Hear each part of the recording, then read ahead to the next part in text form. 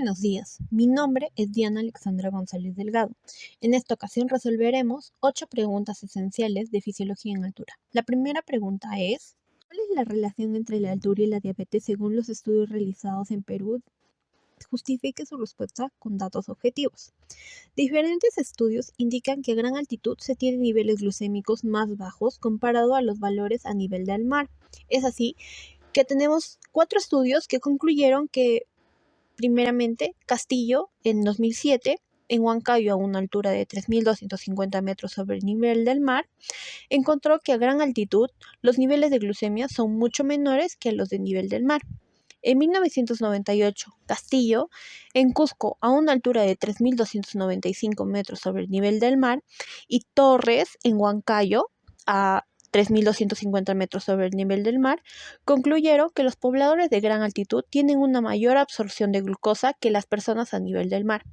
Finalmente, Aguilar, en 2013, en Huancayo, demostró que la mayor sensibilidad hepática en pobladores de altura en comparación a pobladores a nivel del mar en relación a la insulina.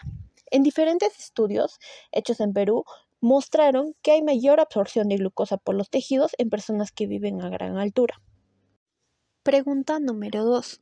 Resume las principales recomendaciones para pacientes con patologías cardiovasculares que viven a la altura según la exposición de sus compañeros. En este cuadro podemos ver diferentes recomendaciones que se le hacen a los pacientes con patologías cardiovasculares que por alguna razón van a viajar a la altura. Podemos rescatar entre estas que tenga en cuenta las posibles interacciones entre los medicamentos actuales que toma, como la acetazolamida y si se la recetan, ¿no? No se recomienda viajar hasta al menos 6 meses después de un evento cardíaco y que tenga la presencia de un EKG anormal. En ese caso, no debería viajar el paciente a la altura. Los viajes de NYHA4 a destinos de gran altitud no son recomendables. No se recomienda viajar a los pacientes con enfermedad cardíaca cianótica o derivación de derecha a izquierda a menos que el paciente haya sido ya tratado quirúrgicamente. No se recomienda que viajen pacientes con hipertensión grave o que ésta no esté controlada. Que en el caso se le haga un control, un tamizaje, esta salga mayor a 180 sobre 110 miligramos de mercurio, no va a poder viajar el paciente, pues tiene una hipertensión grave y podría llevar mayor riesgo si viaja a la altura. Finalmente, tenemos que tomar precauciones en el caso de pacientes con arritmias y tener la indicación de oxígeno según sea necesario, según cada caso lo indique. Pregunta número 3. ¿Qué herramienta se usa para identificar que un paciente con EPOC vaya a necesitar oxígeno si viaja a grandes alturas? Entre las herramientas que se necesitan son oximetría de pulso. Es la forma más sencilla de saber si va a necesitar oxígeno mediante la indicación de la saturación del paciente. Otra herramienta es gases arteriales o gases en sangre. Esta se muestra en pacientes con EPOC con un FEV1 menor a 50% y una presión parcial de oxígeno basal mayor a 70 milímetros de mercurio y es según a la altura a la que viajará el paciente. Otra sería pruebas de función pulmonar. Mediante esta prueba se va a medir la difusión pulmonar de monóxido de carbono y la saturación en reposo en altitud, las cuales muestran una correlación muy buena, igual que la capacidad de difusión y el punto más bajo de saturación de oxígeno en un paciente con EPOC. Tenemos también la prueba de caminata de los 6 minutos. Como su nombre lo indica, se debe evaluar la capacidad de ejercicio de un paciente con EPOC mediante la punción de Bode, que nos ayudará a pronosticar la necesidad de oxígeno durante el viaje según la saturación antes y después de la caminata. Finalmente tenemos la prueba de provocación hipóxica, en el cual se le administra FiO2 del 15% y 85% de nitrógeno y mediante un test de hipoxia nos indicará la aptitud del paciente para poder volar y siempre que cumpla las condiciones indicadas de la prueba. Pregunta número 4. Resuma por qué hay beneficios para la longevidad en la altura según la exposición de sus compañeros. Los beneficios que muestran sobre la presión arterial es que el aumento del gasto cardíaco va a asegurar un mayor flujo sanguíneo a los tejidos. La construcción de la arteria pulmonar va a optimizar la transferencia de oxígeno a los pulmones. La hiperventilación va a facilitar la eliminación de dióxido de carbono y captación de oxígeno. Finalmente, la eritropoyesis aumenta la cantidad de glóbulos rojos, lo cual favorece a la presión arterial en pacientes longevos. La vida de las personas que viven a altura se ve mucho más prolongada, ya que mejora su capacidad pulmonar y niveles hematológicos óptimos en su mayoría.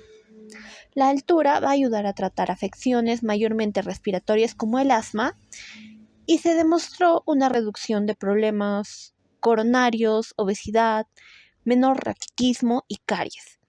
Se demostró en varios estudios la disminución de la incidencia de cánceres dérmicos y de naturaleza respiratoria. Finalmente, la disminución de muchas enfermedades infectocontagiosas que son mucho más frecuentes en zona tropical y que rara vez se van a presentar en una zona de altura.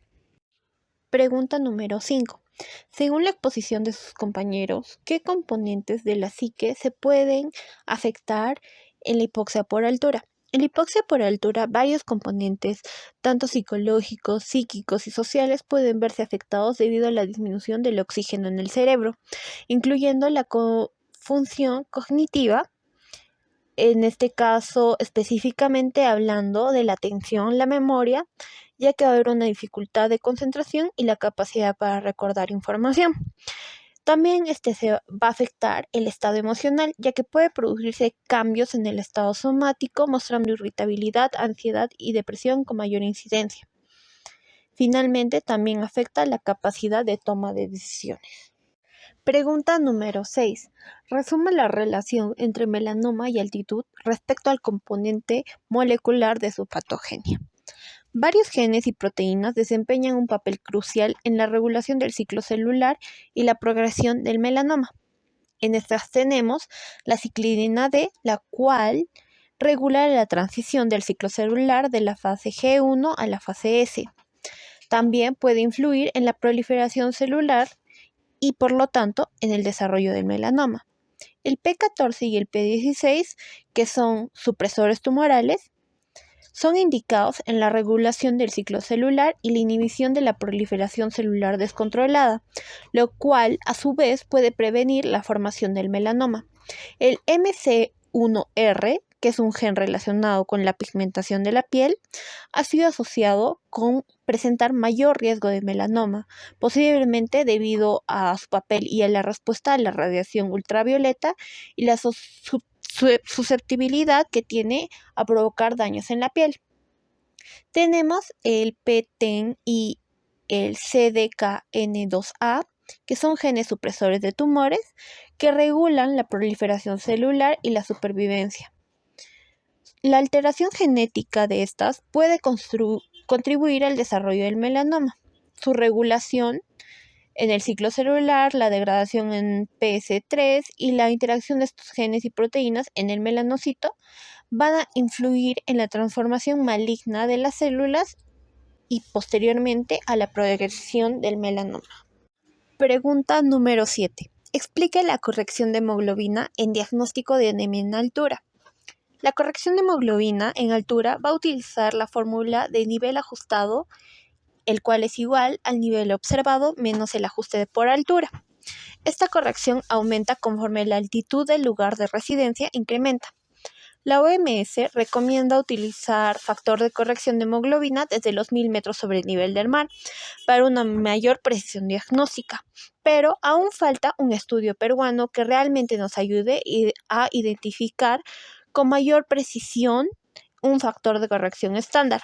Además, que se deberían tomar en cuenta diferentes factores étnicos y sociales para poder corregir la hemoglobina. Tras el ajuste de la hemoglobina, según la altitud, que en el caso de el Cusco, por el cuadro que se está utilizando ahorita, debería ser la corrección 2.4. La prevalencia de anemia también aumenta con la altitud, lo cual sugiere que las personas diagnosticadas como anémicas tras la corrección tienen deficiencia de hierro. Al corregir la hemoglobina por altitud, aumenta la proporción de personas clasificadas como anémicas. Por lo tanto, al tener este factor de corrección, podemos clasificar como anémica a una persona que en altura no sería anémica. Pero esto pero disminuye la proporción de aquellas con eritrocitosis y excesiva. Esto se debe a que la corrección de hemoglobina va a desplazar la curva de distribución de la hemoglobina hacia la izquierda en altitud.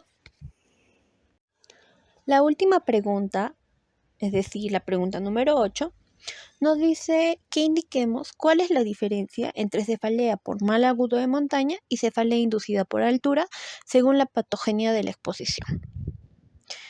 Si hablamos de cefalea por mal agudo de montaña, nos indica que la cefalea de altura puede ser uno de los principales síntomas, pero estos van a estar acompañados de otros, como lo que son náuseas, vómitos, fatiga y mareos, también lo que son trastornos del sueño.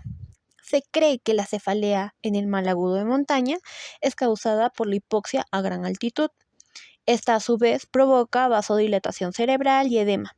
La cefalea en el mal agudo de montaña es generalmente bilateral, frontal y frontotemporal, y esta puede ser de una intensidad leve a moderada, grave en caso hay esfuerzo físico o movimientos bruscos.